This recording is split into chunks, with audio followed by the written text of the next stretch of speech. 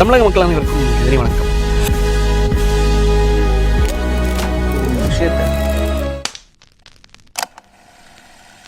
தமிழக மக்கள் அனைவருக்கும் எதிரி வணக்கம். டிவிக்கு ஆட்சியை கலைக்க துடிக்கும், கலைக்க நினைக்கும் மிஸ்டர் திருமாவளவன் அவர்கள். ஆக்சுவலாக லாஸ்ட்டாக நடந்து 60 நாட்கள் 2 மாதங்கள் நடந்த சில நிகழ்வுகளையும் சில பேச்சுகளையும் கரெக்டாக நான் சொன்னேன்னா உண்மையிலே இது உண்மையா இல்லை பொய்யாங்கிறது மக்கள் உங்களுக்கே தெரிஞ்சிடும். முன்னாள் முதலமைச்சர் திரு மு க ஸ்டாலின் அவர்கள் வெறும் 10,000 ரூபாய் கையிருப்பை வச்சுட்டு லண்டன் பயணம் போகிறதுக்கு முன்னாடி வரைக்கும் எல்லா கல்யாண வீடு மேடைகள்லையும் என்ன தொடர்ந்து பேசி வந்த விஷயம் என்ன தெரியுமா? கழக தொண்டர்களே நீங்கள் எல்லாரும் வந்து ரெடியாக இருங்க, நீங்கள் எல்லாரும் கெட் ரெடியாக இருங்க, நீங்கள் எல்லாரும் கெட் ரெடியாக இருந்து நம்ம திருப்பி கூடிய விரைவில் கழகத்தோட ஆட்சி வரப்போகுது, நம்மளோட ஆட்சி வரப்போகுது. முதலமைச்சராக உதயநிதி ஸ்டாலின் அவருடைய தலைமையில் நம்ம வந்து கழகம் வந்து ஆட்சி அமைக்க போகுது, ஸோ எல்லாரும் ரெடியாக இருங்க அப்படின்னு சொல்லிட்டு பேசி வந்தார். இந்த ஆட்சி நிலையான ஆட்சியே கிடையாது, இந்த ஆட்சி கலைக்கப்படும், 6 மாதம் கூட இந்த ஆட்சி தாங்காது அப்படின்னு சொல்லிட்டு அதையும் பேசி வந்தார். இவர் ஒரு பக்கம் தொடர்ந்து இப்படி பேசி வந்தாரா, இன்னொரு பக்கம் யார் பேசி வந்தார்? இன்னைக்கு வந்து திருமாவளவன் அவர்கள் டே 1லேருந்து இன்னைக்கு காலையில் வரைக்கும் நாங்கள் வந்து டிவிக்கு கூட்டணியில் இல்லை, நாங்கள் டிவிக்கு கூட்டணியில் இருக்கோம், நாங்கள் வந்து அமைச்சரவையில் பங்கு பெறுறோம், ஆனால் அமைச்சரவையிலேருந்து என்றைக்குனாலும் வெளியே வந்துடலாம், நாங்கள் திமுக கூட்டணியில் இல்லை, ஆனால் திமுக கூட நட்பு உறவில் இருக்கோம், அவ்வளவுதான். எங்களுக்கு வந்து டிவிக்கு ஜெயித்ததில் சந்தோஷமே இல்லை, ஆனால் டிவிக்கு ஜெயித்திருச்சு, நாங்கள் வந்து ஆர்எஸ்எஸ் பெற்றெடுத்த பிள்ளைகள் நினச்சோம், ஆனால் டிவிக்கு ஜெயித்திருச்சு, அதனால் நாங்கள் இங்கே வந்திருக்கோம், ஆனால் என்றைக்குனாலும் நாங்கள் வெளியேறலாம் அப்படின்னு சொல்லிட்டு இன்னைக்கு காலையில் வரைக்கும் திருமாவளவன் அவர்கள் வந்து ப்ரெஸ் மீட் கொடுத்துட்ருக்காரு. ஆக்சுவலாக எனக்கு ஒரு விஷயம் நல்லா நோட் பண்ணி பாருங்கள்.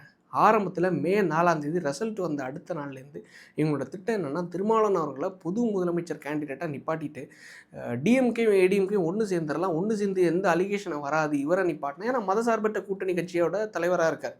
ஸோ அதனால் இவரை வந்து நிப்பாட்டினா ஒரு தலித் ஒருத்தரை வந்து நாங்கள் நிப்பாட்டியிருக்கோம், ஒரு முன்னுரிமை கொடுத்துருக்கோம்னு சொல்லிட்டு மக்களை மைண்ட் வாஷ் பண்ணிடலாம்னு நினச்சி ஒரு ப்ராஜெக்டை பண்ணாங்க. கடைசியில் ஐயுஎம்எல் உட்பட கம்யூனிஸ்ட் கட்சிகள் உட்பட எந்த கட்சிகளும், காங்கிரஸ் கட்சிகள் உட்பட யாரும் அதிமுகவில் இருக்கக்கூடிய கட்சி எம்எல்ஏக்கள் உட்பட யாரும் ஆதரவு தெரிவிக்காத காரணத்தினால அந்த ப்ராஜெக்ட் ஃபெயிலியர் ஆகிடுச்சு. ஃபெயிலியர் ஆனதுக்கப்புறமா இப்போ அவங்க கையில் எடுத்த ப்ராஜெக்ட் தான் ஃபஸ்ட்டு ப்ராஜெக்ட். என்னென்னா எம்எல்ஏக்களை விலைக்கு வாங்குறது. அதுதான் கிருஷ்ணகிரியில் இளையராஜான்னு சொல்லிட்டு ஒரு எம்எல்ஏ வந்து விலைக்கு வாங்க பார்த்தாங்க. 35 50 கோடி ரூபா விலை பேசினாங்க. இந்த விஷயத்த கரெக்டாக ஒரு வாரத்துக்கு முன்னாடி அந்த விலை பேசின நாளுக்கு முன்னாடி நம்ம பேசினோம். ஏன்னா கரெக்டாக வேணால் எழுதி வச்சுக்கோங்க, டிவிக்கு எம்எல்ஏக்கில் 50 கோடி ரூபா கொடுத்து விலைக்கு வாங்க போகிறாங்க. செந்தில் பாலாஜி அவரோட தலைமையில் தான் இந்த ப்ராஜெக்ட் நடக்க போகுது. ஒட்டு மொத்தமாக 10 எம்எல்ஏக்களை தூக்கணும், அதுதான் இவங்களோட ப்ராஜெக்ட். 50 பேர் வச்சு 10 பேருக்கு 500 கோடி ரூபா செந்தில் பாலாஜி அவர்கள் தான் ஒட்டு மொத்தமாக பண்ண போகிறான்னு சொல்லிட்டு நம்ம பேசின அடுத்த நாள் கரெக்டாக இளையராஜா அவர்கள்கிட்ட போய் பேரம் பேசுகிறாங்க. பேரம் பேசி 50 கோடி ரூபா அதே மாதிரி பேரம் பேசுகிறாங்க. அந்த ப்ராஜெக்ட் வந்து ஃபெயிலியர் ஆகிடுச்சு. கரெக்டாக என்னென்னா அசோக் அவருடைய தலைமை, செந்தில் பாலாஜி அவருடைய சகோதரர் அசோக் அவருடைய தலைமையில் இது வந்து நடந்துச்சு அப்படின்னு சொல்லிட்டு அவங்க 2 பேருக்குமே, செந்தில் பாலாஜி அவர்கள் உட்பட அசோக் அவர்களுக்கும் சரி, ஈடுபட்டவங்களையும் கைது பண்ணி இன்றைக்கி அவங்களுக்கும் வலை வீசி காவல்துறை வந்து 2 பேரும் அண்ணன் தம்பி 2 பேரும் தேடிட்டு இருக்காங்க. இது ஒரு சிச்சுவேஷன் நடக்குதா? அப்போ இந்த ப்ராஜெக்ட் ஃபெயிலியர் ஆகிடுச்சா? ஆள் தூக்குற ப்ராஜெக்ட் ஃபெயிலியர் ஆகிடுச்சு. இப்போ அடுத்த நரேட்டிவ் என்ன தெரியுமா? ஆக்சுவலாக டிவிகேக்கு மெஜாரிட்டி, சிங்கிள் மெஜாரிட்டி இல்லை, 108 சீட்டு. ஒன்று முதலமைச்சர் விஜய் அவர்கள், இன்னொன்று சபாநாயகர். அப்போ 106 சீட்டு தான் இருக்குது. இந்த 106 வச்சு தனி பெரும்பான்மையாக ஆட்சி அமைக்க முடியுமா? முடியாது. கூட 5 பேர் யார் இருக்கா? காங்கிரஸ். கூட யார்? ஐயுஎம்எல். அப்போ இவங்கள வச்சு தனி வருமானம் இதையும் வச்சு மெஜாரிட்டியை உட்கார முடியுமான்னு கேட்டால் முடியாது. அப்போ 2 பேர் எங்கே லேக் ஆகுதுன்னா, திருமாவளவன் அவர்களுடைய அவருக்கு விசிகாவுடைய 2 எம்எல்ஏக்கள். ஒன்று வன்னியரசு அவர்கள் திண்டிவன தொகுதியிலேருந்து இந்த ஜெயித்தார், இன்னொன்று வந்து ஜோதிமணி அவர்கள், அவர் வந்து காட்டுமன்னார் தொகுதியிலேருந்து அவர் ஜெயிக்கிறார். இந்த 2 பேரோட ஆதரவு தான் யார் டிவிக்கு வந்து ஆட்சியை அமைச்சாங்க. இப்போ எங்களோட திட்டம் என்னென்னா வேறு ஒன்றும் கிடையாது. இப்படியே பேசி இல்லாத விஷயத்த இருக்குதுன்னு சொல்லி நாங்கள் இவங்ககிட்டேருந்து கூட்டணியிலேருந்து நாங்கள் வெளியே வரோன்னு சொல்லி 2 பேரை வாபஸ் வாங்கிட்டாங்கன்னு வச்சுக்கோங்களேன். என்ன நடக்கும்? டிவிக்கு ஆட்சி கவலும். கரெக்டாக மெஜாரிட்டி இல்லைன்னு சொல்லிட்டு கவிழ்ந்துடும். மெஜாரிட்டி இல்லைன்னு கவிழ்ந்துட்டால் என்ன நடக்கும்? கவர்னரோட ஆட்சி வரும். கவர்னரோட ஆட்சி வந்தால் என்ன நடக்கும்? அடுத்து திருப்பி ரீஎலெக்ஷன் வரும். ரீஎலெக்ஷன் வந்தால் என்ன நடக்கும்? டிஎம்கே ஏடிஎம்கேக்கு 2 கட்சிக்கும் கோர் ஓட்டு இருக்குது. அதாவது கரெக்டாக நீங்கள் நோட் பண்ணி பார்த்தீங்கன்னா டிவிக்கு வந்து 33% ஓட்டு எடுத்தாங்க. பேலன்ஸ் கிட்டத்தட்ட மோர் தென் 76.5% ஓட்டு மொத்தமாக போலாக இருந்துச்சு. அப்போ மிச்சம் இருக்கக்கூடிய ஒட்டுமொத்த வாக்குகளை யாரோடது? திமுக ப்ளஸ் அதிமுகவோடது. 2 பேருக்குமே கோர் வாக்குகள் 25% இருக்குது. இங்கே 25, இங்கே 25. திமுக ப்ளஸ் அதிமுக 2 சேர்ந்துன்னு வைங்களேன், எவ்வளோ? 50%. இந்த 50% வாக்குகளை வச்சு நம்ம வந்து ஆட்சியை பிடிச்சிடலாம். யாரை பொது வேட்பாளராக நான் நிப்பாட்டலான்னா, திருமாவளவன் அவர்களை நம்ம பொது வேட்பாளராக நிப்பாட்டலாம். இவரை நிப்பாட்டுறது மூலமாக பழைய அந்த ஐடியா தான், எந்த ஒரு அலிகேஷனை வராதுன்னு சொல்லிட்டு அந்த ஐடியாவில் தான், அந்த திட்டத்தில் தான் இன்றைக்கும் திராவிட முன்னேற்ற கழகத்தோட சின்னையா உதயநிதி அவரோட தலைமையான அவங்களால ஏற்றுக்க முடியல. நீங்களே சொல்லுங்களேன், இத்தனை வருஷம் நம்ம உங்களுடைய குடும்பம் நீங்கள் பார்க்கக்கூடிய ஒவ்வொரு இண்டிவிஜுவலாக யோசிச்சு பாருங்கள். உங்கள் குடும்பம் தான் தமிழ்நாட்டு ஒரு ஊரையே ஒரு ஸ்டேட்டையே ஆட்சி பண்ணிட்டு இருந்திருக்கு. 75 ஆண்டு காலமாக உங்கள் தாத்தா உங்கள் அப்பா நீங்கள் தொடர்ந்து ஆட்சி பண்ணிட்டு இருக்கீங்க. ஆட்சி எல்லாமே போயிடுச்சு, கட்சி உடஞ்சிருச்சு, கட்சியில் எம்எல்ஏக்கள் உடஞ்சிருச்சு, அமைச்சரவை இல்லை, அதிகாரத்தில் பங்கு இல்லை, எதுவுமே இல்லை. இனிமேல் வந்து கொள்ளடிக்கணும்னா ஒன்றும் பண்ண முடியாது, ப்ராஜெக்ட் எடுக்க முடியாது. அப்போ இந்த அளவு சுச்சுவேஷனில் தள்ளப்படும் போது நாளை எதிர்காலமே இல்லைன்னு தெரியும் போது நீங்கள் என்ன பண்ணுவீங்க? ஏதாவது குடைச்சல் கொடுத்துட்டே இருப்பீங்கல்ல. ஏதாவது ஒரு விஷயத்தை எப்படியாவது இந்த ஆட்சியை கவிழ்த்தே ஆகணும்னு சொல்லிட்டு ஒரு எண்ணம் உங்களுக்கு அந்த குறுகிய மனப்பான்மை இருக்குமா இருக்காதா? இருந்துட்டு இருக்கோம்ல. அந்த எண்ணம் தான் இன்றைக்கும் வெளியே வந்துட்டுருக்கு. அந்த எண்ணத்தோட ப்ராஜெக்டாக தான் திருமாவளவன் அவர்கள் செயல்படுறாரோன்னு சொல்லிட்டு எனக்கு ஒரு சந்தேகம் எழுது. நீங்களே சொல்லுங்களா, இவர் எதுக்கு தொடர்ந்து இப்படி பேசணும்? டிவி காட்சியில் என்ன தவறு நடந்துருச்சுன்னு சொல்லிட்டு இவர் இப்படி பேசணும்? இவருக்கெல்லாம் உண்மையிலே திருமாவளவன் அவருடைய விடுதலை சிறுத்தைகள் கட்சிக்கு டிஎம்கேல அந்தளவுக்கு அங்கீகாரம் கொடுத்தாங்களா என்ன? நீங்களே சொல்லுங்களா. பிளாஸ்டிக் சேரில் ராஜா கண்ணப்பன் அவர்கள் பக்கத்தில் பிளாஸ்டிக் சேரில் உட்கார வச்சுருந்தார். செக்ரட்டரியேட்லேயே அந்தளவு மரியாதை கொடுக்க மாட்டாங்க. வெறும் வந்து 2 சீட்டு 3 சீட்டுன்னு சொல்லிட்டு 8 சீட்டு போட்டிடுறது கொடுத்தாங்க. ஜெயிக்காத தொகுதியில் இவர் வந்து பாண்டிச்சேரி பக்கத்தில் ஒரு தொகுதியில் போய் இவர் வந்து வேட்புமனு தாக்கல் பண்ணார். யார்? திருமாவளவன் அவர்கள். அங்கே வந்து வற்புறுத்தி கட்டாயப்படுத்தி அந்த வேட்புமனு திரும்ப வாபஸ் வாங்க வச்சாங்க. அது அவரே வெளிப்படையாக சொன்னார், இந்த மாதிரி வந்து இந்த தொகுதியில் வந்து யாரும் வாக்களிக்காதீங்க அப்படின்னு சொல்லிட்டு. கட்டாயத்தின் பேரில் தள்ளப்பட்டு அசிங்கப்படுத்தி அந்தளவுக்கு கேவலப்படுத்துகிறாங்க. பொது தொகுதியிலே நீங்கள் நிற்கவே ஆசைப்படக்கூடாதுன்னு சொன்னாங்க. எந்த ஒரு மக்கள் பிரச்சனையும் குரல் கொடுக்க முடியல, எந்த ஒரு பிரச்சனைக்கும் அவரால் குரல் கொடுக்க முடியல, சொந்த கட்சியோட கொடியை கூட ஏற்ற முடியல. இது திமுக ஆட்சியில் அப்போ ஏற்பட்ட குடைச்சல் கொடுத்தாங்க. அதிகாரத்தில் பங்கும் கிடையாது, அமைச்சரவையில் பங்கும் கிடையாது, சீட்டையும் கூட்டி கொடுக்க மாட்டாங்க, பொது தொகுதியையும் கொடுக்க மாட்டாங்க, எந்த விஷயத்தையும் பண்ண மாட்டாங்க. இவ்வளோ தூரம் அசிங்கப்படுத்தி திமுக கூட்டணிக்குள்ளே திருமாவளவன் அவர்கள் வச்சுருந்தாங்க. ஆனால் இன்றைக்கி ஒருத்தர் வந்து கட்சி ஆரம்பித்து புது கட்சி 2 வருஷம் தான் ஆகுது, 108 சீட்டு ஜெயித்திருக்காங்க. இந்த மனுஷரை கூப்பிட்டு ஒரு மரியாதையாக அதிகாரத்தில் பங்கு கொடுத்து, ஆட்சியிலையும் பங்கு கொடுத்து, ஒரு அமைச்சரவையை கொடுத்து அந்தளவுக்கு மரியாதைப்படுத்தி வைக்கும்போது அவர் இந்தளவுக்கு தொடர்ந்து நாங்கள் கூட்டணியிலேருந்து வெளியே போயிடுவோம், நாங்கள் வந்து அமைச்சரவையிலேருந்து வெளியே போயிடுவோம், நாங்கள் என்ன நேரத்துலையும் வெளியே போயிடலாம் அப்படின்னு பேசுகிறது எந்த விதத்தில் நியாயம், என்ன பண்புன்னு நீங்களே கொஞ்சம் சொல்லுங்களேன். இது வேறு ஒன்றும் கிடையாது. சின்னையா உதயநிதி அவர்கள் முதலமைச்சர் ஆகிறதுக்காக மறுபடியும் வந்து இந்த ஆட்சி கலைக்கப்பட்டு மறுபடியும் தேர்தல் வந்து மறுபடியும் வந்து ஒரு 2 கட்சியினர் ஒன்று சேர்ந்து என்ன பிரச்சாரத்தை மேற்கொள்வாங்க தெரியுமா?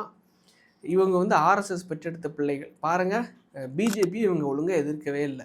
பிஜேபி இவங்க எதிர்க்காதனால இவங்க என்ன சொல்லியிருக்காங்க? முதலமைச்சர் திரு விஜய் அவர்களே ஒரு விஷயத்த சொல்லிட்டார். அதாவது நம்ம வந்து மத்திய அரசாங்கத்தோடு இணக்கமான போக்கில் தான் நம்ம பயணிக்க போகிறோம். அவங்கள எல்லா விஷயத்துலையும் கண்ணு மூடித்தனமாக நம்ம எதிர்க்கக்கூடாது. இணக்கமான போக்கில் போய் நம்மளுக்கு தேவையான அனைத்து நீதிகளையும் நம்ம வாங்கி மக்களுக்கு சேர வேண்டிய எல்லா திட்டங்களும் சரியான முறையில் போய் சென்றடையணும் அப்படின்னு சொல்லிட்டு எல்லா விஷயங்களையும் பண்ணிகிட்டு இருக்காங்க. அப்படி பண்ணி தான் இன்றைக்கி 100 நாள் 150 நாள் வேலை திட்டமாக மாறி இருக்குது. இந்த மாதிரி பல திட்டங்களை இன்றைக்கி வாங்கி எடுத்துகிட்டு இருக்காங்க. லைக் வந்து முதற்கட்டமாக வந்து இது வரைக்கும் இந்நாள் வரைக்கும் வராத பட்ஜெட்டெல்லாம் நேற்றுக்கு நியூஸில் பார்த்தேன். கிட்டத்தட்ட 2000 கோடி ரூபா ஃபஸ்ட்டு வந்து ரிலீஸ் பண்ணியிருக்கோம் அப்படின்னு சொல்லிட்டு சென்ட்ரல் கவர்மெண்ட்லேருந்து பட்ஜெட்டை வந்து ரிலீஸ் பண்ணியிருக்காங்க. ஸோ இவங்க இணக்கமாக போகிறது, இவங்க அட்வான்டேஜாக எடுத்து எப்படி ப்ரொமோட் பண்ணுறாங்கன்னா, ஆர்எஸ்எஸ் பெற்றெடுத்த பிள்ளைகள், பிஜேபியை இவங்க எதிர்க்கவே இல்லை பாருங்கள், பிஜேபியோட எந்த திட்டத்தையும் எதிர்க்கவே இல்லை பாருங்கள் அப்படின்னு சொல்லிட்டு ஒரு பிரச்சாரத்தை மேற்கொண்டு இவங்க எல்லாரும் ஒன்று சேர்ந்து மறுபடியும் ரீஎலெக்ஷன் வச்சு அதுக்கான ஒரு கருவியாக திருமாவளவன் அவர்களை பயன்படுத்துகிறாரு அப்படிங்கிறது தான் என்னோட பார்வை. மக்கள் உங்களுக்கு என்ன கருத்துக்கள் தோன்றுங்கிறது வெளிப்படையாக நீங்கள் வந்து கமெண்ட்ஸில் சொல்லுங்கள். காரணம் என்னென்னா, இவ்வளோ வெறும் 60 நாளில் நிறைய நல்ல விஷயங்கள் பண்ணுறாங்க. சின்ன சின்ன தவறுகள் நடக்குது. நேற்று கூட ஒரு முறைகேடு நடந்துச்சுங்கிறத அதையும் நம்ம வெளிப்படையாக பேசணும். ஆனால் திமுக மாதிரி ஒரு விஷயமா இவங்களை எதிர்க்கணுமான்னு கேட்டால் கிடையாது. இன்றைக்கி ஆஸ் ஆஃப் நவ் இவங்க பண்ணக்கூடிய ஆட்சிங்கிறது உண்மையில பாராட்டக்கூடிய விஷயம். நிறைய நல்ல விஷயங்களை பண்ணிகிட்டு இருக்காரு. டிவிக்கு மட்டும் நினச்சாங்கன்னா ஆரம்பத்திலே விசிகேக்கு எத்தனை சீட்டாக இருக்குது? 2 சீட்டு. ஒன்று திண்டிவனம், இன்னொன்று வந்து காட்டுமன்னார் கோயில். இந்த 2 சீட்டை வந்து ஜெயித்திருக்காங்க. வன்னியரசு அவர்களுக்கு வந்து அமைச்சரவையில் பங்கு கொடுத்துருக்காங்க. இவங்க மட்டும் நினச்சிருந்தாங்கன்னா இந்த 2 பேரை வெளியே தள்ளிட்டு ஜாதிய அடையாளம் கொண்ட ஒரு கட்சின்னு சொல்லிட்டு அறியப்படுற பாட்டாளி மக்கள் கட்சிக்கு 4 சீட்டு இருக்குது. அவங்களுக்கு வாய்ப்பு கொடுத்துருக்கலாம் இல்லை? ஏன் 25 பேர் 2 இல்லை 4 இல்லை 25 எம்எல்ஏக்களை கொண்டு எஸ்பி வேலுமணி அவர்களும் சிவி சண்முகம் அவர்களும் கரெக்டாக இவங்களோட நீடை புரிஞ்சுட்டு இவங்களுக்கு வந்து மெஜாரிட்டி இல்லை, நம்ம 25 பேர் போய் சேர்ந்துட்டோம்னா 4 அமைச்சரவை கேட்டுடலாம், 4 அமைச்சரவை வச்சு திருப்பி நம்ம சம்பாரிச்சிடலாம், திருப்பி அதிகாரத்தில் உட்காந்துடலான்னு சொல்லிட்டு சுயநலத்தின் பேரில் 2 பேர் 25 பேரோட கொண்டு போய் ஆதரவு தரேன்னு சொல்லிட்டு போனாங்க. ஆனால் நீங்கள் ஆதரவெல்லாம் கொடுங்க ஐயா, ஆனால் அமைச்சரவையில் பங்கு கிடையாது. அமைச்சரவை லிஸ்ட்டு வருது, இவங்க யாரோட பேரும் இல்லை. திருப்பி வேறு என்ன பண்ணாங்க, சரி வேறு வழி இல்லை, மறுபடியும் இபிஎஸ் ஐயா அவர்கள்கிட்டே போய் பெய்கிறோன்னு சொல்லிட்டு மறுபடியும் இவங்க என்ன பண்ணாங்க, 25 பேரும் இபிஎஸ் அவர்கள்கிட்ட போனாங்க. இவ்வளோ ஆப்பர்ச்சுனிட்டிஸ் கண்ணுக்கு முன்னாடி இப்போ ஸ்டில் இருக்குது. இப்போ வேறு ஒன்றும் இல்லை, நீங்கள் வந்து 25 பேர் வரீங்கல்ல, 10 பேர் வாங்க, அதிமுகலேருந்து 10 பேர் நீங்கள் வாங்க, 10 பேர் வந்து நீங்கள் வந்து ஆதரவு கொடுங்க, 10 பேரில் 4 பேருக்கு நான் அமைச்சரவை தரேன். இல்லை நீங்கள் வந்து பிஎம்கே இருக்கீங்களா, 4 சீட்டு பிஎம்கே வச்சுருக்காங்க, உள்ளே வரீங்களா, உங்களுக்கு நான் ஆதரவு தரேன். இவங்க நினச்சிருந்தாங்கன்னா இவங்களெல்லாம் ஈஸியாக நீங்கள் எடுத்துருக்கலாம். திருமாவளவன் அவர்கள் செய்கிற ஒரு விஷயம் உண்மையிலேயே நீங்களே யோசிச்சு பாருங்களேன். இன்றைக்கி வந்து பிற கட்சிக்காரங்க அவங்களோட எம்எல்ஏ சீட்டை ரிசைன் பண்ணிட்டு டிவிக்கில் வந்து சேர்றாங்க. கரெக்டாக டிவிக்கிலேருந்து சேர்ற விஷயத்த எல்லாரும் என்ன சொல்கிறாங்க, குதிரை பேரம் சோஃபா பேரம் அப்படின்னு சொல்லிட்டு சொல்கிறாங்க. இல்லை, இப்போ வந்து அவங்களோட பெர்ஸ்பெக்டிவில் அவங்களோட பார்வையில் டிவிக்கியோட பார்வையில் எப்படி பார்ப்பாங்க, கூட கூட்டணியில் வச்சுருக்கோம், இவர் இந்தளவுக்கு பேசுகிறாரு, கூட கூட்டணியில் அதிகாரத்தில் ஆட்சியில் அமைச்சரவையில் எல்லாத்துலேயும் பங்கு கொடுத்தா இவர் இந்தளவுக்கு பேசுகிறாரு, அப்போ நம்மளோட ஸ்ட்ரென்த்தை தனி பெரும்பான்மையை நிரூபித்தாதான் இவங்களுடைய கட்டுக்குள்ளே நம்ம இருக்க மாட்டோம். இவங்க வைக்கிறது இந்த மாதிரிப்பட்ட நாங்கள் வந்து கிங் மேக்கரு, நாங்கள் வந்து டெல்லிக்கு போனாலும் என்ன இப்படி தான் சொல்கிறாங்க, லைக் வந்து நாங்கள் ஆட்சியில் இல்லை அதிகாரத்தில் இல்லை, நாங்கள் வந்து இவங்களோட கூட்டணி இல்லை அப்படின்னு சொல்லிட்டு இவங்க பேசுகிறதெல்லாம் கேட்கணுமா? லைக் வந்து திமுக ஆட்சியில் இவங்களால இப்படி பேச முடியுமான்னு யோசிச்சு பாருங்களேன். இந்த மாதிரி வந்து நாங்கள் திமுக கூட்டணி இல்லை, நாங்கள் வந்து அவங்களுடைய அங்கத்திலே நாங்கள் அங்கே வகிக்கல அப்படின்னு பேச முடியுமா? டிவிக்கு நினச்சாங்கன்னா டே ஒன்லேயே விசிகாவை உள்ளே இழுக்காமலேயே திமுகவோட கூட்டணி கட்சிகளான தோழமை கட்சிகளான இந்த மதசார்பற்ற கட்சிகள் கிட்ட ஆதரவு கேட்காமலேயே அந்த அதிமுகவோட 25 பேரையும் உள்ளே எடுத்திருக்க முடியும். ஆனால் வேணாம், அதெல்லாம் ஊழல்வாதிகள்னு சொல்லிட்டு இந்த மதசார்பற்ற கட்சிகளுக்கு வாய்ப்பு அளித்தாங்க, அதிகாரத்தில் பங்கு கொடுத்தாங்க. கொடுத்ததுக்கு அவங்க கொடுக்குற நன்றி கடன் தான் இப்போ வந்து இந்த அளவுக்கு பேசுகிறது. நான் என்னோடய பெர்ஸ்பெக்டிவ் நான் எப்படி பார்க்குறேங்கன்னா, அவங்களோட சர்வைவல் ஆஃப் த ஃபிட்டஸ்ட்டில் டிவிக்கே வந்து பிற கட்சிக்காரங்க பிற கட்சி எம்எல்ஏக்கள் வந்து ரிசைன் பண்ணிட்டு டிவிக்கில் வந்து சேர்ந்து மறுபடியும் அந்த தொகுதியில் மறுபடியும் ஜெயித்து டிவிகே கேண்டிடேட்டாக டிவிகே எம்எல்ஏவாக ஜெயித்து இவங்களோட சிங்கிள் மெஜாரிட்டியை நிரூபிக்கணும்னு நினைக்கிறதுல என்ன தப்பு இருக்குன்னு தான் கேட்குறேன். இவங்கெல்லாம் கூட இருந்து கூட்டணியில் இருந்து பேசுகிறதுனால தானே சரி ஓகே வேறு வழி இல்லை, நீங்கள்லாம் உள்ளே வாங்க, டிவிக்கு சார்பாக நில்லு ஜெயித்துக்கோங்க. அப்போ டிவிக்கோட 106 சீட்டு 108 சீட்டு அப்படியே கூட 10 பேர் ஜெயித்துட்டாங்கன்னு வைங்களேன், 118 மாறும். யாரோட தேவையும் எனக்கு தேவையில்லை, இருந்தால் இருங்கயா, இல்லைன்னா நாங்கள் சிங்கிள் மெஜாரிட்டியில் நாங்களே ஆட்சி பண்ணிக்கிறோம் அப்படின்னு சொல்லிட்டு அந்த மனப்பான்மைக்கு தள்ளுறது யாருன்னா வேறு யாரும் கிடையாது, திமுகவும். திமுக கூட இதுக்கு முன்னாடி கூட்டணியில் இருந்த விசிகாவும் இன்றைக்கி தள்ளுறாங்க அப்படிங்கிறது என்னோடய ஒப்பீனியன். ஆனால் இப்போ வந்து நாங்கள் உள்ளே இருப்போம், இருக்க மாட்டோம், அமைச்சர்கள் பங்கு பெறுவோம், வெளியே வந்துடுவோம் அப்படின்னு சொல்லிட்டு பேசுகிறது எந்த விதத்தில் தேவையும் கிடையாது.